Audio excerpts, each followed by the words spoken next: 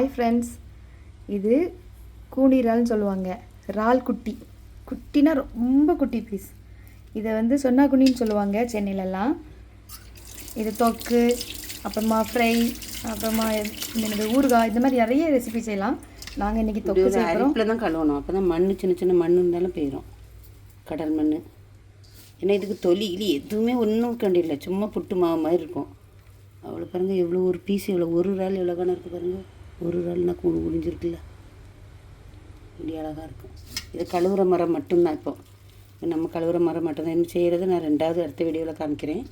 இப்போ நம்ம இன்றைக்கி இப்படி ஒரு ஓட்டை போட்டு அரிப்பில் கழுவுங்க. அப்போ தான் அந்த மண் இருந்துச்சுன்னா அது அப்படியே மண்ணெல்லாம் வெளியேறும். இல்லாட்டி நம்ம சும்மா சட்டியில் போட்டு வரைச்சிக்கலன்னா சின்ன சின்ன கடல் மண் வெளியே போகாது, சாப்பிட முடியாது. அதனால் இதை அப்படியே வச்சு கழுவி எடுக்கணும். இன்றைக்கி வீட்டில் சொன்னா குனி இல்லை, இது கூனி இறால் தொக்கு, சாலை மீன்